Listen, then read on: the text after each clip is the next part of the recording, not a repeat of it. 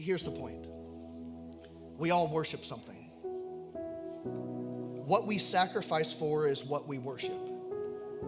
So sacrifice is happening, whether they give it to the God of Israel or to other little g gods. Sacrifice is happening, and so there's worship happening. And that's happening in my life, and that's happening in your life. We don't have to have a share of poles around anymore to know that we worship something. We spend our time and our money, and what gets our time and what gets our money are things that we worship. Sometimes we do it without even knowing, and the little g gods that we worship are reaching in our back pocket, taking our money that we're not even aware. But it's laying at the altar of our life. Let me just ask you some questions that have been faithfully asked for me this week, and I just want to invite you in this. You don't have to answer these, but just think about them. If someone looked at your bank statement, your credit card bill, what would they know about who you worship in your life? If someone looked at your screen time, what would they say about who you worship in your life? If someone looked at your pleasures and your relationships, what would they say about who you worship in your life? If someone saw what you did when nobody is looking, what would they say about what you worship in your life? If someone saw how you treat your spouse or your coworker or your boss or your classmates or your friends or somebody in the street, what would they say about who you worship in your life? If somebody saw how you deal with and you wrestle with trials and struggles in your life, what would they say about who you worship in your life? In worshiping these things, these other little g gods, they just leave destruction and death behind, end up broken and empty and lonely. And deep down, like we know that there's something broken within us. You don't need a pastor to stand up here and convince you of that. It's a student that's thirsting for attention and gets it from all the wrong places and gets it from the wrong person who hurts them, or is involved with the wrong people and the wrong things and finds themselves hurt and hurts other people, or maybe even in prison. It's something that started as fun that has become a paralyzing addiction.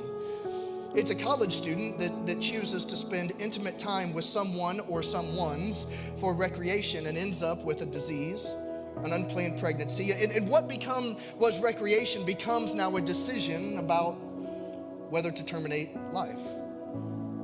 It's a newlywed that just spins and spins and spins. I get new this and new that, and it's bigger this and bigger that. And it was okay for a time, but now the credit cards are maxed out and the stress is mounting. And nightly what they do is find themselves arguing about spending habits, and they just can't do it anymore.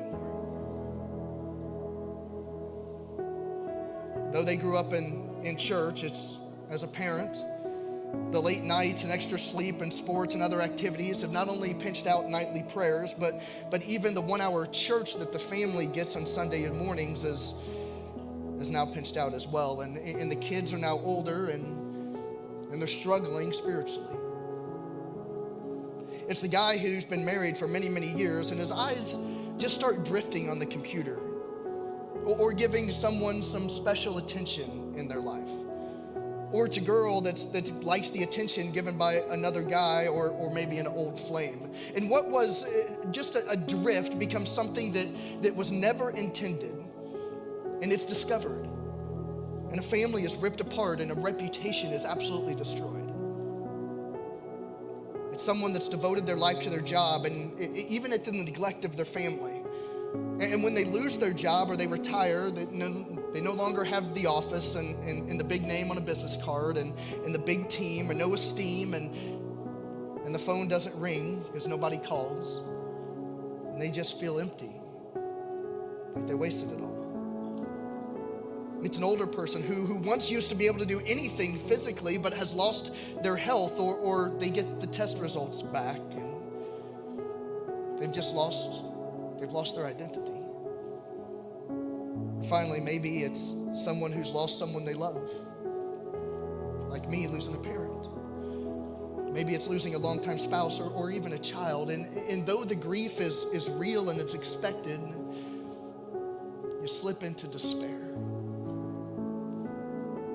Deep down, we know something is not right. inside of us and around us that is broken.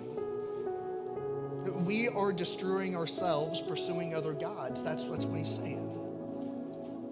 God gives us good gifts, and some things are good, but when we value the gift over the giver and we make them gods in our life, then they will eventually destroy our peace and our joy and everything that we hold dear, even our life.